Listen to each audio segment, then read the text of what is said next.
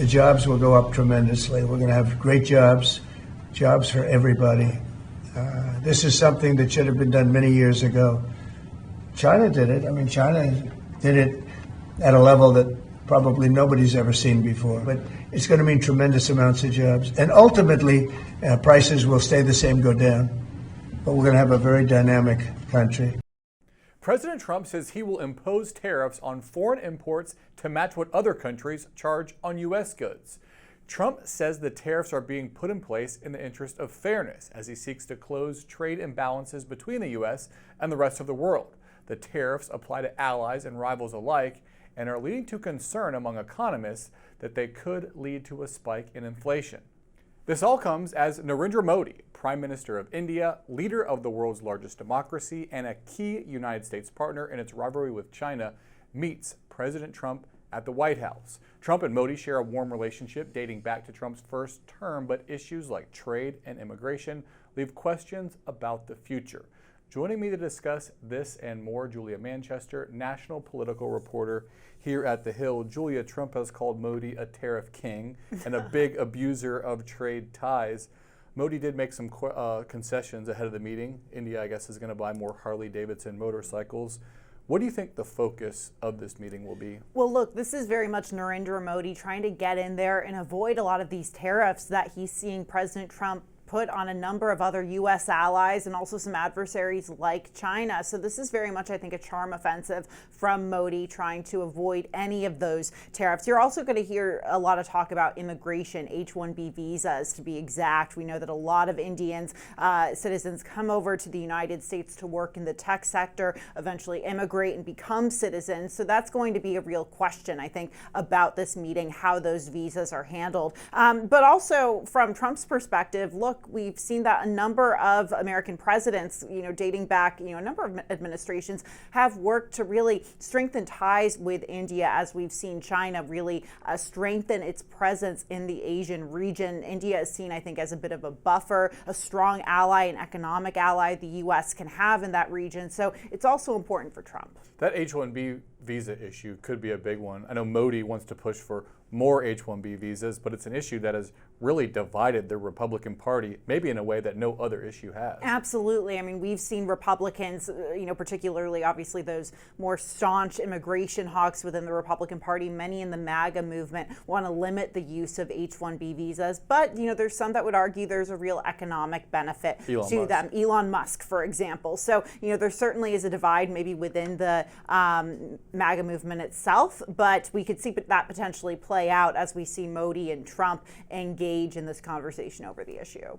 President Trump spoke with the leaders of Russia and Ukraine yesterday as Trump pushes for an end to the war in Ukraine. On social media, Trump waxed poetically about his meeting with Vladimir Putin of Russia, talking about the greatness of both the U.S. and Russia, talking about cooperation between the two countries during World War II, the prospects for a beautiful relationship in the future. When it came to Ukraine, though, he was much shorter, saying that the meeting went well and that Ukraine wants peace. The whole world is watching Trump and what he says about these negotiations going into his push to end the war. Should we read anything into those tweets?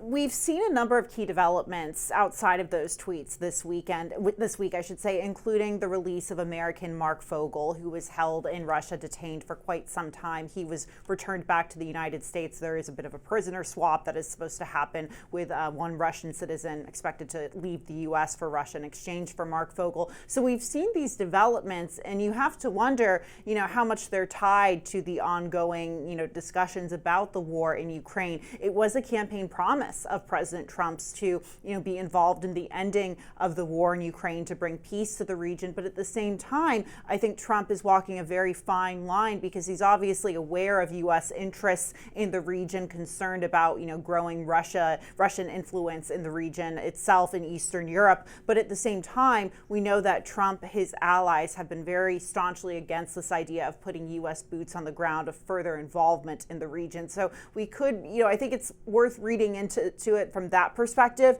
but Trump very much walking it, trying to a delicate balance here. And Secretary of Defense Hegseth is actually in Europe for meetings with NATO allies. To the press today, he seemed to soften previous statements on what Ukraine would have to give up in return for peace.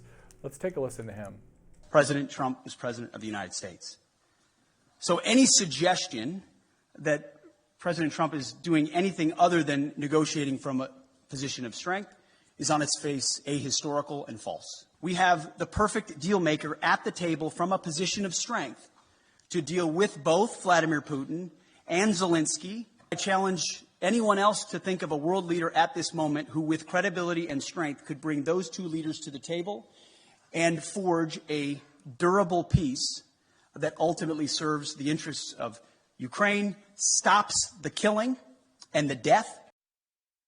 You know, Hegseth kind of making the point there that everything's on the table as they enter in these negotiations. Yesterday, Hegseth said it was unrealistic to think that Ukraine could get back all the territory that has been taken by Russia since fighting there started in 2014, or that Ukraine could gain NATO membership as a result of these negotiations. The big question, though, is if there is a peace deal, what is going to be the mechanism for preventing Russia to come back and attack again, seek more territorial gains if there's not any NATO membership, which would provide security guarantees? We don't really know, and if the U.S. is wanting to take this hands-off approach, something that, you know, a number of people in the conservative movement have pushed President Trump to do, you know, that could embolden Vladimir Putin in many ways to continue to take that approach. I think there's a lot of, you know, obviously members of NATO, the European Union, who want the U.S. to continue to be this influence and sort of creating that wall between Russia and the rest of Europe. But there's a lot of concern, especially hearing that from Hegseth, pushing back against this idea of Ukraine ever becoming a NATO ally. I think they're very concerned about what that looks like under a Trump administration, especially when you have people like Pete Hegseth, J.D. Vance, who have really railed against this idea of U.S. involvement in that region in the war. So I think a lot is up in the air right now. NATO is probably worried. Yeah, and what exactly could be made as far as security guarantees to guarantee Ukraine its territorial integrity if it gives up any concessions in this possible peace deal? Be very interesting to watch, but we'll leave it at that. Julia Manchester, national political reporter here at The Hill. Thanks so much. Thanks, Drew. An Afghanistan national plowed a car into a gathering of demonstrators in Munich, Germany today, injuring at least 28 people, according to local officials. This comes just one day ahead of Vice President Vance's arrival there for a security conference. Law enforcement officials say they fired at the 24-year-old suspect who was arrested at the scene. Bavaria's state interior minister says the suspect was known to law enforcement in relation to drug and theft offenses, but also stated that officials think the protest was a random target. Vice President Vance and Secretary of State Marco Rubio are set to address the Munich Security Conference on Friday. Vance will also speak with Ukrainian President Volodymyr Zelensky on talks to end the Ukraine-Russia war. Trump's border czar, Tom Homan, blasting the Big Apple, saying he's not happy about New York City's lack of action to assist the administration's immigration crackdown, all ahead of his meeting with the city's embattled Mayor Eric Adams. News Nation's Laura Ingle is in New York with the details. Well, Drew, this was the second meeting between New York City Mayor Eric Adams and border czar Tom Homan. The first meeting took place back in December before President Trump took office, and now again today here at ICE headquarters in New York.